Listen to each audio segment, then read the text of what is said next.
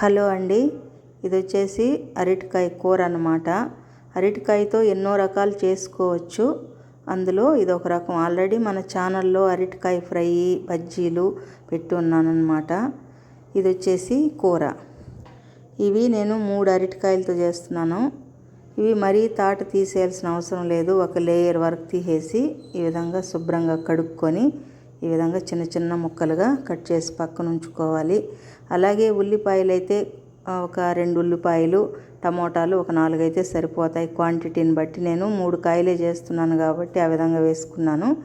మీరు కాస్త ఎక్కువగా కాయలు చేసేటట్టుకుంటే ఇంకాస్త పెంచుకోండి. అలాగే వెల్లుల్లిపాయలు, మన రుచికి సరిపడా ఉప్పు, కారం, పసుపు, ఇవన్నీ మసాలా దినుసులు అన్నమాట. ఇవన్నీ సిద్ధం చేసుకొని పక్కన ఉంచుకొని ఒక పెనం పెట్టి ఆయిల్ వేసి, ఆయిల్ కాస్త వేడయ్యాక అందులో ఆవాలు, కొద్దిగా జీలకర్ర వేసుకోవాలి. మనం సన్న మంట మీదనే వేపుకోవాలన్నమాట. ఇవి లేదంటే మాడిపోతాయి. తర్వాత వడపప్పు, మినపప్పు కూడా వేసుకోవాలి. ఇవి కాస్త వేగాక అందులోనే సన్నగా తరిగి ఉంచుకున్న ఉల్లిపాయలు కూడా వేసుకోవాలి. అవి కూడా మనం సన్న మంట పెట్టే మగ్గించుకోవాలి.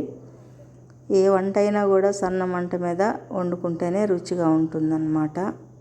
అలాగే మన రుచికి సరిపడా ఉప్పు, కారం, పసుపు కూడా వేసుకొని ఇది ఎక్కువగా వేగాల్సిన అవసరం లేదు. ఆయిల్లో కలిసిపోతే సరిపోతుంది. ఎందుకంటే ఆయిల్లో వేయడం కాస్త టేస్ట్గా ఉంటుంది. తర్వాత కొద్దిగా కొత్తిమీర వేసుకోవాలి. ఆ తర్వాత మనం ముక్కలుగా చేసుకున్న అరటికాయల్ని ఈ విధంగా వేసుకోవాలి.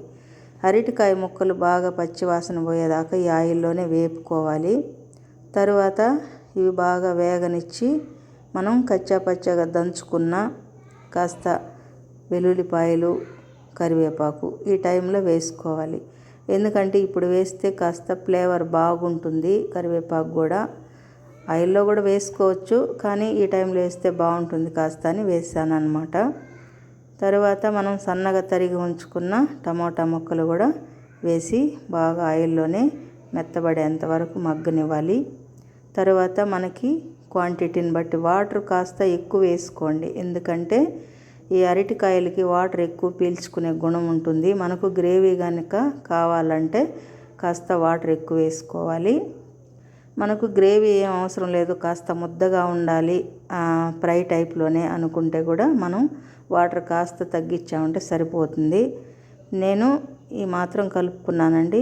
అంతే, మూత పెట్టి ఉడికించుకోవడమే. అరటికాయ కూర రెడీ అయిపోయిందండి.